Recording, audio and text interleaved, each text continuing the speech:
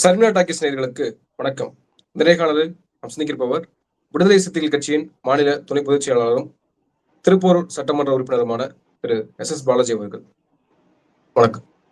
வணக்கம். தாவேகா தலைவர் விஜயனுடைய கரூர் பிரச்சாரத்துல மிகப்பெரிய துயரங்கள் நடந்திருக்கு. 40 பேர் உயிரிழந்திருக்காங்க. 100க்கும் மேற்பட்டோர் சிகிச்சையில் இருக்காங்க. முதலமைச்சர் நேரடியாக களத்துக்கே போனார். துணை முதல்வர் எடப்பாடி பழனிசாமி, சீமான் உள்ளிட்ட பல தலைவர்களும் போயிருக்காங்க. ஆனால் விஜய் போகல அப்படின்றது ஒரு விமர்சனமாக எழுந்திருக்கு. இருந்தாலும் அவரும் ஒரு மனவேதனையில தான் இருப்பாரு. எல்லாரும் ஒவ்வொரு மனநிலையில இருப்பாங்க அப்படின்னு எடப்பாடி கூட சொல்லியிருந்தாரு. இப்போ தாவேகா தரப்புல நீதிமன்றத்தை நாடி இருக்காங்க. சதி நடந்திருப்பதாக அவங்க சொல்றாங்க. இன்னொரு புறம் சிபிஐக்கு இத வழக்க மாற்ற வேண்டும் அப்படின்ற கோரிக்கையும் முன் வச்சிருப்பதாக தெரிகிறது. நாளைக்கு இந்த விசாரணை சென்னை உயர்நீதிமன்ற மதுரை கிளையில பிற்பகல் வர இருக்கு. எப்படி பார்க்கறீங்க இந்த சூழலை? முதலில் இந்த துயரில் உயிரிழந்தவர்களுடைய குடும்பத்தாருக்கு என்னுடைய ஆழ்ந்த இரங்கலை தெரிவித்துக் கொள்கிறேன். மருத்துவமனையில் தொடர்ந்து சிகிச்சை பெற்று வரக்கூடியவர்கள் விரைவில் குணமடைய வேண்டுகிறேன். நடந்திருக்கக்கூடிய இந்த சம்பவம் பல கேள்விகளை எழுப்பி இருக்கிறது. அதுல குறிப்பா என்னன்னா, இது மாதிரியான ஜன நெரிசல்ல அல்லது கூட்ட நெரிசல்ல உயிரிழப்புகள் பல்வேறு தருணங்களில் பல்வேறு நிகழ்வுல நடந்திருக்கு. ஆனா அரசியல் கட்சி கூட்டத்துல, ஒரு அரசியல் கட்சியினை கிளைம் பண்ணக்கூடியவங்க கூட்டியிருக்கக்கூடிய கூட்டத்துல இது மாதிரியான கொடூரமான நிகழ்வு நடந்திருக்கா அப்படின்னு பார்க்கும்போது இல்ல. அதுல மிக குறிப்பாக சொல்லணும்னா, தமிழ்நாட்டுல இந்த மாதிரி மிகப்பெரிய ஒரு கிரௌட் புல்லர்ஸா கூட்டத்தை ஈர்க்கக்கூடிய தலைவர்களா எம்ஜிஆர் இருந்திருக்காரு, கலைஞர் இருந்திருக்காரு, அம்மையார் ஜெயலலிதா இருந்திருக்காங்க. அவங்க எல்லாரும் விட பெருந்தகை அண்ணா இருந்திருக்காரு. இன்னும் சொல்ல போனா, என்னுடைய சிறு வயதுல பார்த்திருக்கேன், இந்திரா காந்தி அம்மையார் தமிழ்நாட்டிற்கு வருகின்ற பொழுது ஏர்போர்ட்ல இருந்து கிட்டத்தட்ட தீவு திடல் வரைக்குமே பேரிகார்டு கட்ட கட்டி வச்சிருப்பாங்க ஜனங்க பாக்குறதுக்காக. அப்பெல்லாம் நிகழாத ஒரு நிகழ்வு இப்பொழுது நிகழ்ந்து இருக்கிறது என்கின்ற ஒரு கேள்வி எழுகிறது. அதோட மட்டும் இல்லாம இந்த நிகழ்வுக்கு பின்னணியில ரொம்ப இந்த கொடூரம் நடந்ததை விட மிக கொடூரமா என்னன்னா, இதற்கு தேவையற்ற பழியை, வீண் பழியை தமிழ்நாடு அரசின் மீதும் தமிழ்நாடு அரசை வழிநடத்தக்கூடிய இயக்கத்தின் மீதும் போடுவது உள்ளபடியே மிகப்பெரிய ஒரு கொடூரமான ஒரு நிலையா தான் பார்க்கிறேன். ஏன்னா எந்த வகையிலும் அதற்கு தொடர்பு இல்லாத நிலையில பழி சொல்ல அவங்க சுமக்க வேண்டிய நிலையில இன்னைக்கு சில பேர் நடவடிக்கைகளை முன்னெடுக்கிறாங்க. இப்ப ஏன் நான் இது மாதிரியான அரசியல் கூட்டங்கள் இது நடக்கல அப்படின்றது நம்ம பார்க்க வேண்டிய நிலையில இருக்கிறோம். ரொம்ப குறிப்பா சொல்லணும் அப்படின்னா, இப்ப இங்க கூட மகாமகத்துல, கும்பகோணம் மகாமகத்துல மிகப்பெரிய ஒரு துயர் ஏற்பட்டது. அன்னைக்கு பல உயிரிழப்புகள் ஏற்பட்டது. இப்ப அரசியல் இயக்கங்கள்ல கூடுகிற கூட்டம் ஒரு ஆர்கனைஸ்டா இருக்கக்கூடியவர்கள் சேரக்கூடிய கூட்டம். அதுல பொதுமக்களா இருக்கக்கூடியவர்களோட பார்ட்டிசிபேஷனும் இருக்கும். ஆனா பெருமளவு அந்த இயக்கத்தை சார்ந்தவர்கள், இயக்கத்தின் மீது ஈடுபாடு கொண்டவர்கள் அதுல சேருவாங்க. அது இன்னொன்னு என்னன்னா, வரக்கூடிய கூட்டத்துல இருக்கவங்களுக்கு ஒருத்தருக்கு ஒருத்தர் ஒரு கனெக்ட் இருக்கும். ஏதோ ஒரு வகையில ஒரு கனெக்ட் இருக்கும். இப்ப உதாரணத்துக்கு நான் ஒரு கூட்டத்துல நிக்கிறேன், எங்க தலைவர் கலந்துக்கிற கூட்டத்துல நிக்கிறேன்னா, பக்கத்துல நிக்கிறவர் கடலூர் மாவட்டத்துல பொறுப்புல இருக்கிறவா இருப்பாரு, இல்ல தர்மபுரி மாவட்டத்துல எங்களுக்கு ஒரு இணைப்பு ஏதோ ஒரு வகையில ஒரு இணைப்பு இருந்துட்டு இருக்கோம். அப்போ ஒருத்தர் தெரிந்து கொள்வது, புரிந்து கொள்வதற்கான ஒரு வாய்ப்பெல்லாம் இருக்கு. அந்த கிரௌடே ஒரு இன்டர் கனெக்டட் கிரௌடா இருக்கும். இப்ப மகாமகத்துல கூடின கூட்டம் யாரும் இன்டர் கனெக்டட் இல்ல. எல்லாருக்கும் கனெக்ட் யாருன்னா கடவுள் நம்பிக்கை தான் கனெக்ட்.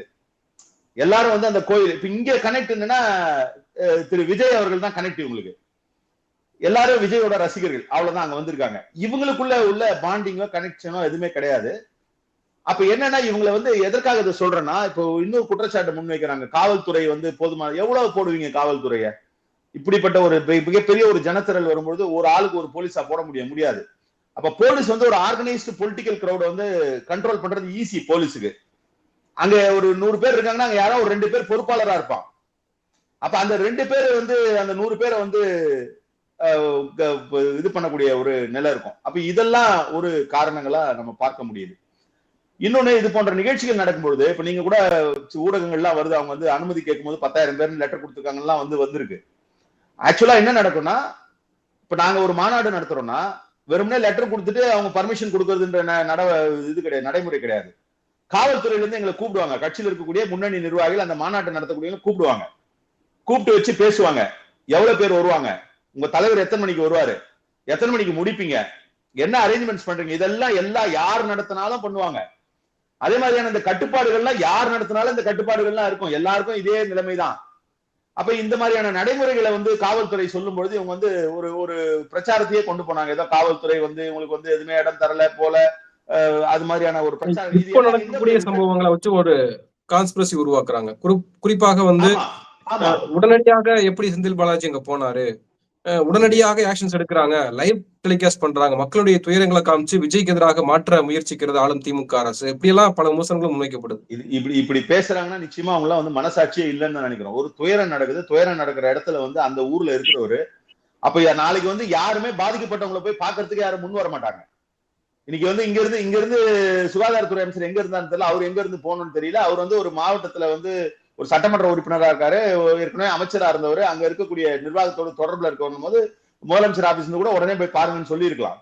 அவங்க சொல்லாம கூட அவர் போயிருக்கலாம். போறது இது ஒரு மனிதாபிமான அடிப்படையில யார் வேணா ஒரு இது மாதிரியான ஒரு பிரச்சனை நடக்கும்போது, அப்ப நாளைக்கு யாருன்னா இவங்க விபத்துல விழுந்தாங்கன்னா கூட போய் தூக்கி விடுறது கூட நம்ம தயங்கணும் போல இருக்கு.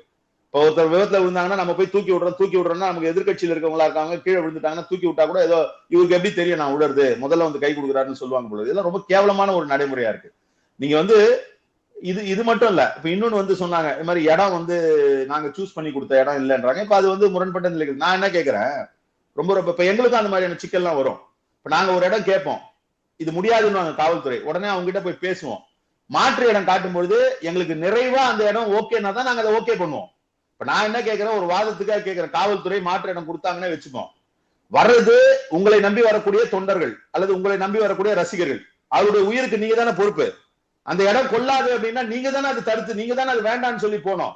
நீங்க வேண்டான்னு சொல்லி போகாம நீங்க அங்க நடத்துவீங்க, அப்ப நீங்க ரிஸ்க் எடுப்பீங்க, உங்க ரசிகர்களுடைய உயிரை, பொதுமக்களுடைய உயிரை நீங்க ரிஸ்க் எடுப்பீங்க. அந்த பழியை தூக்கி காவல்துறை மேல போடுவீங்களா? எப்படி இது நியாயமா இருக்க முடியும்?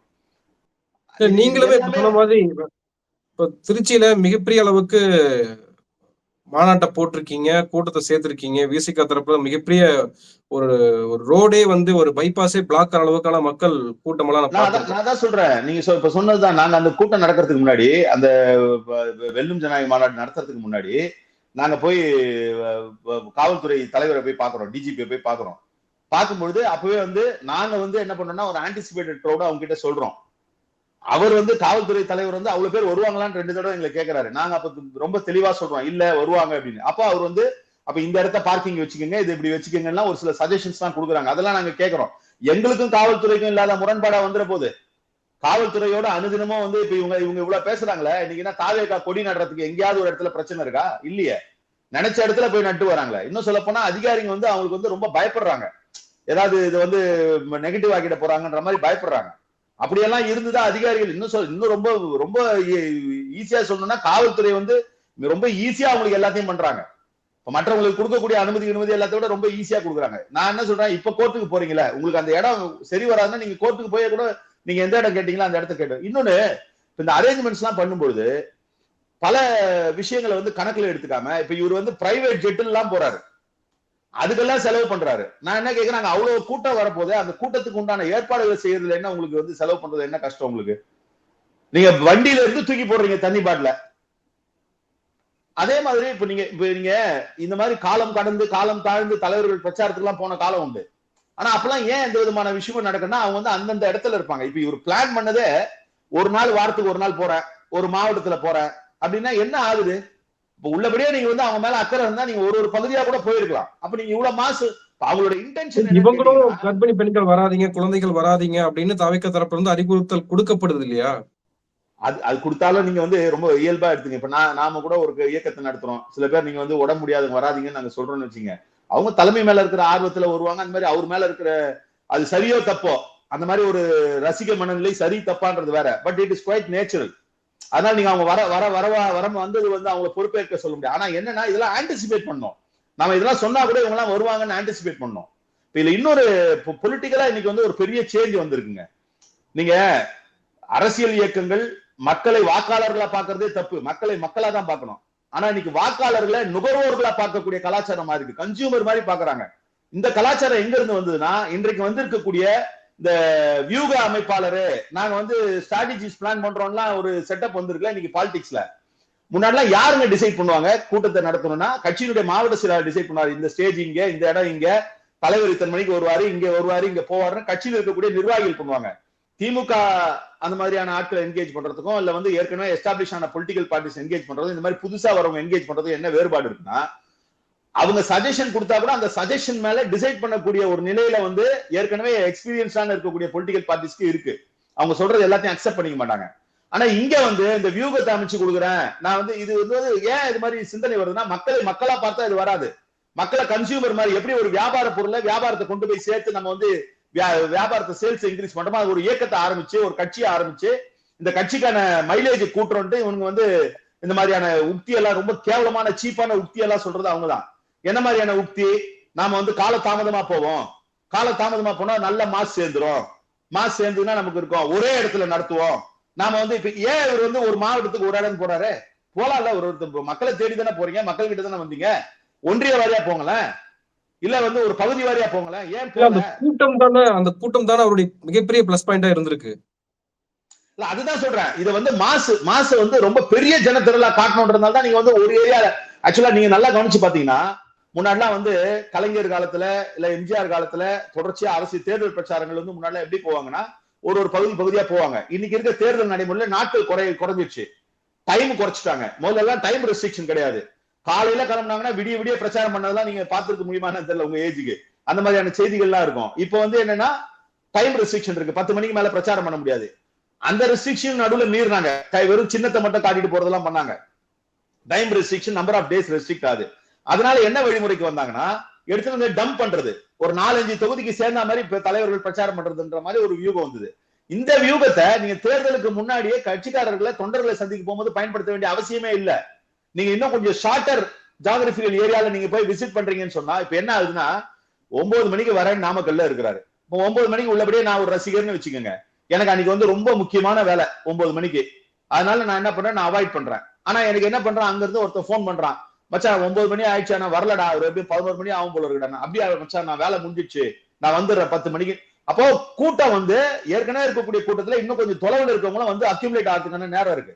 இப்ப நீங்க ஏற்கனவே வந்த இடம் இப்ப திருச்சி இருக்குன்னா கூட திருச்சியில இருந்து கூட ஒரு 2 மணி நேரத்துல நாமக்கல் வந்துடலான்ற மாதிரியான நேரத்துல இன்னும் கூட்டம் வந்து அக்யூமுலேட் ஆகிறதுக்கான இதெல்லாம் வந்து இவங்களோட உக்தின்ற பேர்ல இவங்க பண்ணக்கூடிய ரொம்ப மலிவான அரசியல். இது வந்து இன்னைக்கு வந்து பாலிடிக்ஸ் வந்து ரொம்ப ரொம்ப சீப் ஆகிருக்கு. நீங்க நல்லா கவனிச்சு பாருங்க, இப்ப அவங்க எல்லாம் பண்றதுதான் இந்த மாதிரியான தேவையில்லாத பொய் பிரச்சாரங்கள் இதெல்லாம் கொண்டு போறதெல்லாம் அவங்க புத்தி தான். இது மலிவான புத்தி. கூட்டத்துல கல்லறிந்திருக்கிறார்கள்ன்ற ஒரு ஒரு விமர்சனம் முன்வைக்கப்படுது. கூட்டத்துல கல்லறிஞ்சிருக்கிறாங்க, சதி நடந்திருக்கிறது. அதுக்கெல்லாம் வாய்ப்பே இல்லை. என்ன காரணம்னா நீங்க வந்து நல்ல கூட்டம், அது நீங்க அவ்வளவு பெரிய கூட்டத்துல தப்பி தவறி யாராவது ஒரு ஆள் அது மாதிரி பண்ணிருந்தாங்கன்னா, இப்ப நீங்க ஒரு வாகனம் வரும்பொழுதே உள்ள பஸ் வரும்பொழுதே எப்படி அடிச்சு பிச்சுட்டு ஓடி வராங்கன்னு நீங்க பாக்குறீங்க. சும்மா ஒரு லாஜிக்கலா திங்க் பண்ணுங்களேன். அவ்வளவு பெரிய கூட்ட ஜனத்திரல்ல இன்னொன்னு அவங்க நிக்கிறதுக்கும் பப்ளிக்கோட டுவெல்லிங்ஸ்க்கோ அதாவது வீடுக அதெல்லாம் வந்து ரொம்ப தூரத்துல இருக்காங்க. அங்க இருந்து கூட யாரும் எதுவும் பண்ண முடியாது. ஒருவேளை அப்படி பண்ணியிருந்தானா அவன் விட்டு வச்சிருப்பாங்களா? இப்ப இதுல இன்னொன்னு பாருங்க, ஒருத்தரோட செயல்பாடு எப்படி எப்படிலாம் ரிஃப்ளெக்ட் ஆகுது பாருங்க. எடப்பாடி பழனிசாமி ஒரு தவறான பொய்யை கட்டமைச்சாரு, ஆம்புலன்ஸை விட்டு வந்து கூட்டத்தை கலைக்கிறாங்கன்னு ஒரு பொய்யை தொடர்ந்து கட்டமைச்சாரு. இன்னைக்கு வந்து அடிப்பட்டவங்கள பாதிக்கப்பட்டவங்க ஏத்திட்டு வர ஆம்புலன்ஸை வந்து அங்க கூடி இருந்த கூட்டம் வந்து அடிச்சிருக்காங்க, கூட்டத்தை ஏதோ இது பண்றதுக்கு வராங்கன்னு. எதெல்லாம் பாருங்க, அதாவது ஒரு தவறான வழிகாட்டுதல். நீங்க கூட்டத்தை சேர்க்கிறவங்க எல்லாம் தலைவர் இல்லைங்க, அந்த கூட்டத்தை சரியா முறையா வழி நடத்துறவங்க தாங்க தலைவர். நான் தொடர்ந்து வலியுறுத்திட்டு வரோம். ஏன் வந்து இந்த கூட்டத்தை வந்து நம்ம வந்து பார்த்து நம்ம வந்து கொஞ்சம் இது ரொம்ப எங்க போய் முடியுமோன்னு தெரியலையேன்னு ஒரு ஆபத்தான சூழலை வெளிப்படுத்தணும்னா, இது ஒரு ஆர்கனைஸ் கூட்டமே இல்ல. நீங்க எம்ஜிஆருக்கு வந்த ரசிகர்களா கூட இருக்கலாம், அரசியல் ரீதியா அரசியல் கட்சி அவர் ஆரம்பிச்ச பிறகு. ஆனா அவங்க எல்லாம் வந்து அவர் சினிமால இருக்கும்போதே பொலிட்டிசைஸ் பண்ணிட்டாரு. சினிமால இருக்கும்போது அண்ணாவை பத்தி பேசியிருக்காரு, சினிமால இருக்கும்போது திராவிட கொள்கைகளை பேசியிருக்காரு, சினிமால இருக்கும்போது அவருடைய கருத்து எல்லாம் பேசணும். அப்ப அவங்க எல்லாரையும் வந்து ஒரு பொலிட்டிக்கல் பாண்டிங்களை கொண்டு வந்தாரு. அதனால எந்த சிக்கலும் வரல. இங்க எதுவுமே கிடையாதுங்க. யாரு தடி எடுத்தவெல்லாம் தண்டல்கார மாதிரி யாரு ஒரு 2 பேர் 3 பேர் விஜய் கூட சுத்திட்டு இருக்கவங்க, அவங்களுக்கு அந்த கட்சியில இருக்க கடைநிலையில இருக்க என்ன தொடர்பு இருக்க முடியும்? இப்ப விஜய் கூட இருக்கிற புசி ஆனந்த் ரசிகர் பண்றாங்க, மீதி இருக்கிறவங்க யாராவது விஜய் கூட ஆரம்ப நாள்ல இருந்து அவங்க ரசிகர் மன்றங்களா இருந்து அந்த ரசிகர் மன்றங்களோட கனெக்ட் ஆயிருக்காங்களா? விஜய்க்காக டிவியில பேச வராங்களா? அவங்களுக்கு ரசிகர் மன்றத்துக்கு ஏதாவது தொடர்பு இருக்கா? எம்ஜிஆர் அரசியலுக்கு வந்தப்ப அப்படிலாம் இல்லங்க. எம்ஜிஆரோட ரசிகர் மன்றத்துல இருந்தவங்க தான் அரசியல் அவருக்கு பக்கத்துல இருந்தாங்க. அப்ப இந்த கனெக்டே இல்லாத ஒரு கூட்டம் கூடுது. இப்ப நாங்க இருக்கங்க, எங்க தலைவர் வந்து கூட்டத்தை கூட்டுறாரு, எனக்கான ஒரு கனெக்ட் இருக்கு, எனக்கு கீழே கிரவுண்ட்ல கனெக்ட் இல்லாம இருக்கலாம், முகாம் செயலாளரோட கனெக்ட் இல்லாம இருக்கலாம், அங்க ஒன்றிய செயலாளர் எனக்கு தெரியும், அவன் சொல்லுவா, துணை பொதுச்செயலாளர் வந்திருக்காருப்பா கொஞ்சம் நில்லுப்பா அப்படின்வான். அப்ப இந்த மாதிரியான கனெக்ட் எல்லாம் இல்லாம இவ்வளவு பெரிய கேதரிங் வந்து இவங்க கூட்டணும்னு இவங்க முயற்சி பண்ணதே வந்து மிக மிக பெரிய தவறு. அதுக்கு இவங்க முதல்ல ஆர்கனைசேஷன்லாம் இவங்க வந்து கொஞ்சம் ரெடியாகி அதை பண்ணியிருந்தாங்கன்னா பரவாயில்ல. பேருக்கு வந்து ஊருக்கு ஒரு மாவட்ட செயலர் போட்டு அந்த மாவட்ட செயலர் யாருன்னு அவங்களுக்கும் தெரியல, நமக்கும் தெரியல. நீங்க சொல்லுங்க, இவ்வளவு கூட்டம் போனாரு எந்த இடத்துல? இந்த இடத்துல நடந்த மாவட்ட செயலர் முகம் யாருக்கா தெரியுமாங்க? இப்ப நாமக்கல் மாவட்ட செயலர் முகம் யாருக்கா தெரியுமா? இல்ல கரூர் மாவட்ட செயலர் முகம் யாருக்கா தெரியுமா? இல்ல கரூர் மாவட்ட செயலர் அந்த கூட்டத்துல போய் நின்று யாருன்னா ஒரு 2 தம்பிங்கள எப்பா நீங்க கொஞ்சம் தள்ளி நில்லுப்பான்னு சொன்னா கேட்டிருப்பானா? அப்ப இதெல்லாம் இருக்குல்ல. இவ்வளவு பிரச்சனைகளை வச்சுட்டு இன்னைக்கு வந்து அரசின் மீதும் திமுக மீது பழி சொல்றது வந்து மிக மிக கேவலமான ஒரு செயல். இவங்க வந்து இவங்களோட உள்நோக்கன்றது வந்து எந்த அளவுக்கு தரந்தாழ்ந்து இருக்குன்றது நினைக்கும் போதே வேதனையா இருக்கு. தப்பி தவறி கூட அரசியல் ரீதியா வந்து வலிமை பெற்றாங்கன்னா எந்த மாதிரியான பாதிப்பு எல்லாம் தமிழ்நாட்டுக்கு வரும்ன்றத நினைச்சாலே வந்து வயிறு எரியுது. இதுல முக்கியமாக காவல்துறை கணிச்சிருக்கணும். இத்தனை கூட்டம் வரப்போகுது, 10,000 பேர் தான் அவங்க பர்மிஷன் கேட்டு இருந்தாலுமே கூட மிகப்பெரிய அளவுக்கு கூட்டம் வந்து கொண்டிருக்கு அப்படின்றத முன்கூட்டியே கண்காணிச்சு அதை வந்து சரிப்படுத்திருக்க வேண்டிய பொறுப்பு தமிழக அரசுக்கும் காவல்துறைக்கும் இல்லையான்ற கேள்வி இருக்குல்ல. கரெக்ட். இப்ப நீங்க ஒண்ணு சொல்றேன் கேட்டுங்க. நம்ம ஆரம்பத்திலே சொன்ன மாதிரி காவல்துறை மீது பல்வேறு விமர்சனங்கள் இருக்கு. ஆனா காவல்துறையில இருக்கவங்க யாரும் வந்து இவங்க எல்லாம் ஜனங்கள்லாம் வந்து ஒண்ணு சேர்ந்து சாகணும், எந்த கட்சி கூட்டமா இருந்தாலும் அப்படிலாம் நினைக்க மாட்டாங்க. இப்ப நான் எங்க கூட்டத்துக்கே வந்து அவங்க என்ன பண்ணுவாங்கன்னா, இப்ப நான் உதாரணத்துக்கு வந்து இப்ப கடைசியா நடந்த இதுல கள்ளக்குறிச்சியில மது ஒழிப்பு மாநாடு நடந்தப்போ செங்கல்பட்டு மாவட்டத்துடைய எஸ்பி தான் வந்து அங்க டியூட்டி இன்சார்ஜ் இருந்தார். அவர் இங்க இருந்து கிளம்பும் போதே சொன்னாரு, இது மாதிரி ஃபோர்ஸ் பத்தல, இது மாதிரி உங்களுக்கு வந்து நீங்க கொடுத்துருக்கிறத விட கூட்டம் கொஞ்சம் கூட வர மாதிரி இருக்கு, அதனால கூட நாங்க வரோம் அப்படின்னாரு. போலீஸ் அதெல்லாம் கண்டிப்பா பண்ணுவாங்க. இவங்க கொடுத்தா 10,000 பேருக்கு போலீஸ்னா அங்க போலீஸே இருந்திருக்க மாட்டாங்க. 10,000 பேருக்கு எவ்வளவு போலீஸுங்க போடுவீங்க நீங்க? 100 பேர் போடலாம். 500 பேர் போட்டிருப்பதாக வெங்கட்ராமன் 500 பேருக்கும் மேற்பட்ட காவல்துறையினர் வந்து பாதுகாப்பு பணியில் இருந்தாங்க அப்படின்னு வெங்கட்ராமன் சொல்றேன். 10,000 பேர் நீங்க வச்ச கணக்கை வந்து நம்ம கணக்கு வச்சோம்னா மிஞ்சி போனா ஒரு ஒரு 100 பேர் கூட போடலாம், இல்ல ஒரு 50 பேர் போட்டு விட்டு போயிட்டு இருக்கலாம். ஏன்னா ஒரு ஆர்கனைஸ்ட் கிரௌடுன்னு. இப்ப திமுக கூட்டம் நடத்தினாங்க, முப்பெரும் விழா கூட்டம் நடத்தினாங்க. அதுல வந்து கூட்டினது வந்து ஒரு 25,000 பேர் 30,000 பேர் ஒரு 50,000 பேரை சேர்ந்தாங்கன்னா அங்க என்ன இந்த மாதிரி எவ்வளவு போலீஸ் இருந்திருப்பாங்க? கொஞ்சம் பேர் தான் இருந்தாங்க. முதலமைச்சர் புரோட்டோகால்ல கொஞ்சம் இருந்திருப்பாங்க. இது என்னன்னா காவல்துறை கண்டிப்பா அதெல்லாம் பண்ணிருப்பாங்க. எங்க இது பெரிய சிக்கல் வந்ததுன்னா, அவங்க வந்து பல மணி நேரம் அங்க நிக்க வைக்கிறாங்க. நிக்க வைக்கும்போது பொலிட்டிக்கல் கேதரிங்கா இருந்தா அவங்களுக்கு வேற ஏதாவது என்டர்டைன்மெண்ட் இருக்கும். ஒரு 4 பேர் கட்சியில முன்னணி பொறுப்பாளர் பேசுவான். பேசும்போது எப்ப அங்க இது பண்ணுப்பா அது பண்ணுப்பா இந்த மாதிரி என்கேஜாவே வச்சுட்டு இருப்பாங்க. இங்க எந்த என்கேஜ்மெண்ட்டும் இல்ல. பாடல்கள் போடுறாங்க, தொண்டர்கள் ஆடிக்கிட்டு இருக்காங்க, ஆரவாரமா எல்லாம் பண்றாங்க. அது வந்து நீங்க யார் பாட்டு போட்டாலும் எந்த ரெக்கார்ட் டான்ஸ் போட்டாலும் ஆடுற கதை இல்ல. நீங்க கட்சியோட கனெக்ட் இருக்கணும், அமைப்போட கனெக்ட் இருக்கணும். அங்க யாருன்னா ஒரு 2 பேர் அப்படியே ஒரு பாடல் போட்டாலும் ஒரு 2 பேர் இப்ப நீங்க டிவில கூட உங்க கட்சி சார்ந்தவங்க வராங்களே, அவங்க எல்லாம் யாராவது அங்க வந்தவங்களுக்கு தெரியுமா? யாராவது அங்க நீங்க இப்ப சொல்றீங்க டான்ஸ் ஆடுறவங்க எல்லாம் அவங்க டிவில வந்து விஜய் ஆட்சி அமைச்சுறாரு புடிச்சுவாருன்னு பேசிட்டு நீங்க வந்து தூண்டி விட்டு நீங்க வந்து உயிர் சாவறதுக்கு வந்து காரணமா இருக்காங்க. அவன எல்லாம் யாராவது தெரியுமா அவங்களுக்கு? இப்ப நமக்கு தெரியும், நம்ம வந்து பொது தளத்துல பாக்குறோம் போறோம்ன்றது. இப்ப என்னை போன்றவர்களே வந்து கட்சியில வந்து கடையில இருக்கவங்களுக்கு எவ்வளவு பேர் தெரியும்ன்றது தெரியாது எனக்கு. ரொம்ப லாஜிக்கலான விஷயம். அப்ப நீங்க அவங்க எந்த கனெக்டும் இல்லாம எந்த தொடர்பும் இல்லாம அவங்க வந்து ஐடியலாவே வந்து கிட்டத்தட்ட வந்து 7 மணி நேரம் 6 மணி நேரம் வச்சிருந்தீங்கன்னா அவங்க எக்ஸாஸ்ட் ஆயிடுறாங்க. நான் சொன்னது மாதிரி என்னன்னா பக்கத்துல இருக்கிற யாருன்னு தெரியாது, ஒரு ஆத்திர அவசரத்துக்கு கூட பேசிக்கிறதுக்கு போறதுக்கு கூட வந்து பெரிய கனெக்ட் உள்ள ஆட்கள், பெரிய கனெக்ட் உள்ள கும்பல் இல்ல. இப்ப நீங்க ஒரு இடத்துல ஒருத்தர் விழுந்தாங்கன்னா, இப்ப வந்து ஒரு கட்சி கூட்டத்துல ஒருத்தர் ஒரு இடத்துல விழுந்தாங்கன்னா அவன் ஏதோ ஒரு ஊர்க்காரனா இருந்தானா பக்கத்துல இருக்க ஒருத்தர் பார்த்துட்டு பக்கத்துல இருக்கவங்க பார்த்துட்டு இவங்க இன்னாருன்னு ஐடென்டிஃபை பண்ண முடியுங்க. இந்த கூட்டத்துல யாருமே ஐடென்டிஃபை பண்ண முடியாது. அப்ப இதெல்லாம் இவங்க கணக்குல எடுத்துக்கணும்ல. இவங்களுக்கு தெரியணும்ல, இவ்வளவு பேசுறாங்கல்ல, அரசு எப்படி நடக்கணும், ஆட்சி எப்படி நடக்கணும்லாம் பேசுறல. உனக்கு தெரிய வேணாமா? உனக்கு வர கூட்டம் யாருன்னு தெரிய வேணாமா? அந்த கூட்டத்தை வந்து எப்படி மேனேஜ் பண்ணணும், இல்ல வந்து அந்த கூட்டத்தை வந்து என்னென்ன சிரமங்கள் இருக்குன்னு புரிஞ்சுக்க வேணாமா? பெரிய பெரிய அறிவாளிகள் எல்லாம் கூட வச்சிருக்கீங்கல்ல. நீங்க போற வாகனத்தை வந்து எப்படி டிசைன் பண்ணணும், அந்த வாகனத்துல என்னென்ன வேணும், என்னென்ன வசதி வேணும், நீங்க உங்க டைம் ஷெட்யூல் வந்து எப்படி போட்டுட்டு எந்த ஏர்கிராஃப்ட்ல போய் இறங்கணும், இன்னைக்கு எந்த கார்ல ஏறி போனோம், நாளைக்கு எந்த கார்ல ஏறி போனோம்லாம் நீங்க திட்டம் போடுறீங்கல்ல. அவ்வளவு கூட்டம் கூடும். 2 கூட்டம் ஏற்கனவே நடந்துருச்சுல. அந்த 2 கூட்டத்துல நீங்க பாத்தீங்கல்ல, அங்க என்னென்ன பிளாஸ் இருந்துன்னு உங்களுக்கு தெரியும்ல. அப்ப இது எல்லாத்துக்கும் வந்து நான் வந்து இப்பவும் சொல்றேன், இப்ப இவங்க தான் அதை பண்ணாங்க அப்படின்றது இல்ல. ஆனா இதுக்கு பொறுப்பேற்க வேண்டிய அவங்க வந்து இந்த பொறுப்பை வந்து இன்னொரு இடத்துல தள்ளி விடுறது வந்து இது வந்து மிக மிக கேவலமானது. நேரடியா இந்த மரணங்களுக்கு பொறுப்பேற்க வேண்டியவர்கள் அவங்க அந்த நிலையிலிருந்து அவங்க வந்து தப்பிச்சு போகணும்னு நினைக்கிறது ரொம்ப ரொம்ப கொடுமையானது. அருணா ஜெகதீஷன் ஆணையம் அமைக்கப்பட்டிருக்கு.